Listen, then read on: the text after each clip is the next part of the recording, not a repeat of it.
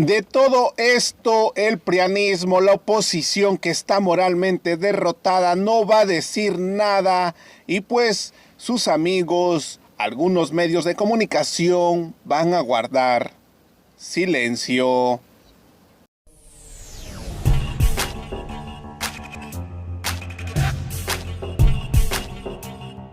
¡Viva México! ¡Viva México!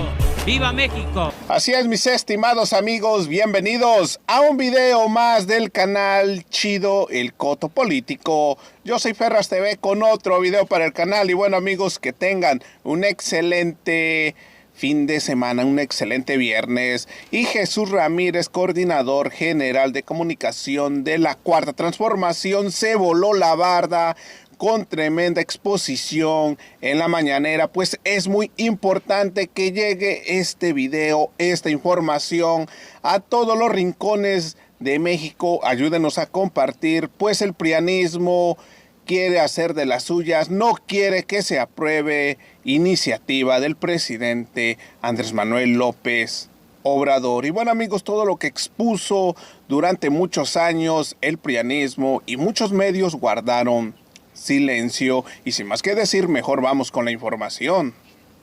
El tema que vamos a exponer, que es el papel de los medios de comunicación, la postura en el debate sobre la prisión preventiva, tanto cuando se aprobó en 2008, bueno, entre 2007 y 2008, porque fue un debate largo en la Cámara de Diputados y de Senadores, como actualmente en agosto, septiembre del 2022. En primer lugar diremos que es la figura de la prisión preventiva, se incorporó a la Constitución en el 2008. En junio de 2008 se decretó a partir de la aprobación del Congreso de la Unión. Y lo importante, el primer dato importante es que el debate que hubo en 2007-2008 duró 7 meses, en el cual los medios de comunicación avalaron, digamos, la intención de la reforma legal apoyada por el PRI y por el PAN, y que pues produjo 2,170 notas en esa época durante 7 meses, y solo en un mes ahora hay más de 3,753 notas respecto a la prisión preventiva.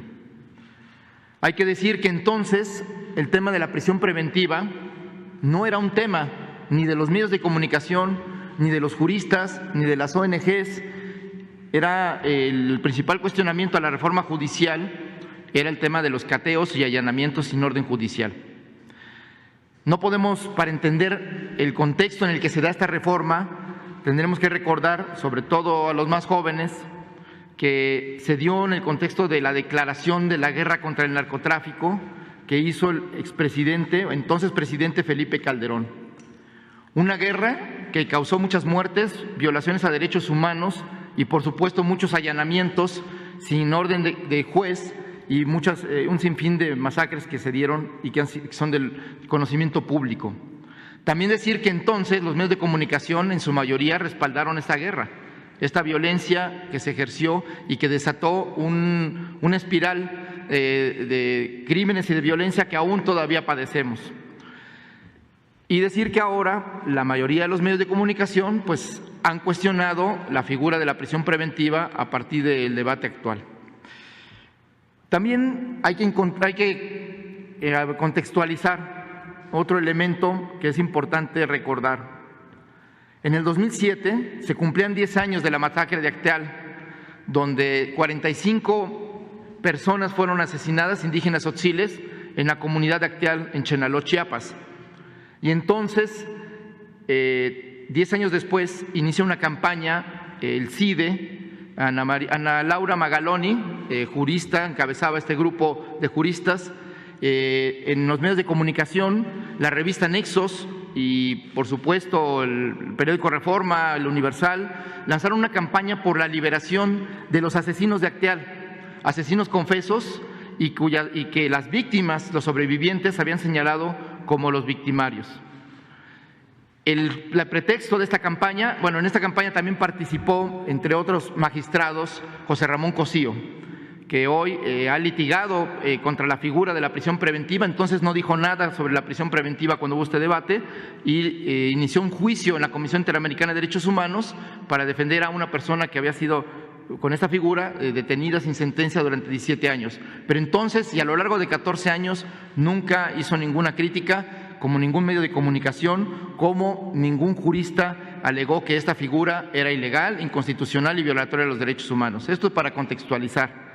Decir también que este grupo y esta campaña en el 2007, en diciembre de 2007, cuando inicia la discusión en el Congreso, pues lograron la liberación de los asesinos de Acteal, como con los mismos argumentos con los que se liberó a más de 70 responsables de la desaparición de 43 estudiantes de Ayotzinapa. Llama la atención que son los mismos argumentos, llama la atención que dejaron de lado a las víctimas. Se anuló, en el caso de Acteal, el testimonio de las víctimas. Nadie se preocupó por las víctimas, ni la Suprema Corte, ni la revista Nexos, ni el magistrado José Ramón Cosío o el CIDE. Lo presentaron como un logro de la justicia haber liberado a estas personas por las violaciones al debido proceso. Este es el contexto en el que se da la aprobación de la reforma judicial que legaliza la guerra contra el narcotráfico iniciada por Felipe Calderón. Bueno, pues como habíamos señalado, los medios de comunicación a lo largo de estos 7 meses pues respaldaron el debate, y el único cuestionamiento que hubo fue, como bien se señalaba hace rato, el tema de los cateos o las incursiones en los domicilios sin orden de un juez. Al final de cuentas, el 26 de febrero, en el Congreso, en la Cámara de Diputados, se elimina esta figura de cateos y de allanamientos sin orden judicial y se avanza en la aprobación de la reforma. Entonces, todos los medios de comunicación, si puede regresarle tantito, por favor, todos los medios de comunicación avalan la reforma. Y la prisión preventiva nunca existe como concepto. Todos hablan de allanamientos cuando el debate que era el centro, y el único periódico que cuestiona la reforma de fondo es el periódico La Jornada. Y en ese caso, y en ese tiempo se quedó solo. Adelante, por favor. Y aquí, bueno, algunos detalles de alguna denuncia de que algunos senadores estaban en estado inconveniente cuando aprobaron la reforma, por favor. Y cuando en junio del 2008 se promulga a través del Diario Oficial de la Federación, se publica la incorporación de la prisión preventiva y de la reforma, esta reforma judicial a la Constitución, es una celebración. Hay una celebración del presidente Calderón donde dice, por ejemplo, que la guerra contra el narco es de todos. Ahí lo dejamos para la reflexión de la historia y de las consecuencias que hoy seguimos pagando de esta guerra. Sin embargo, podemos destacar que aunque todos los medios de comunicación, la mayoría aprobaron, festejaron y respaldaron esta reforma, fue el periódico Reforma, dicho sea la repetición, pero el periódico Reforma fue el periódico que hizo campaña para la aprobación de esta reforma, y incluso los articulistas pues fueron de los más destacados defensores de la reforma. Y por ejemplo, cuando ya se publica el Diario Oficial y se hace la ceremonia, pues en la primera plana encontramos a César Camacho Quirós, que entonces era el presidente de la Comisión de Justicia de la Cámara de Diputados, celebrando con Genaro García Luna, y que era muy destacado entonces y celebrado por algunos medios de comunicación, como aquí testimoniamos con la primera plana de reforma al día siguiente. La siguiente, por favor. Llama la atención, y esta persona que es Ana Laura Magaloni, que es una abogada muy destacada, muy reconocida a nivel internacional, que ha encabezado grupos de abogados desde el CIDE, como bien señalaba yo, que promovió la liberación de los asesinos de Acteal, y entonces también escribió, fue entrevistada y apoyó la reforma, y nunca habló de la prisión preventiva oficiosa ni justificada, y ese tema ni siquiera existió en sus comentarios escritos o en sus entrevistas. Sin embargo, hoy es una de las principales críticas, junto con columnistas, con intelectuales, en fin, sin embargo, ahora incluso habla de que eliminar la figura de la prisión preventiva le quitaría al presidente de la República un instrumento contra sus adversarios políticos, ¿no? Entonces, la diferencia con los medios entre 2007 y 2008 y 2022, pues la podemos ver cómo ahora el debate no es la prisión preventiva, es el presidente de la República. Y es la postura y la política de seguridad del actual gobierno. Tenemos que decir y aclarar y precisar que la nueva política de seguridad encabezada por el presidente López Obrador no ha violado los derechos humanos, ha preservado los derechos humanos, no se ha cometido masacres por las fuerzas de seguridad, no se han cometido ni siquiera cateos y allanamientos sin orden de juez. De hecho, se han detenido operativos, como aquí se ha dado cuenta, por falta de órdenes de jueces que por razones que se desconocen o se puede presumir actos de corrupción o de algún tipo de situación que permiten que los propios delincuentes puedan escapar. Pero no se han cometido y por lo menos no hay documentados ni por la Comisión de Derechos Humanos ni por organismos internacionales violaciones sistemáticas a los derechos humanos con la política de seguridad, como sí ocurrió con la política de Felipe Calderón y de Enrique Peña Nieto, a lo cual guardaron un silencio cómplice muchos medios.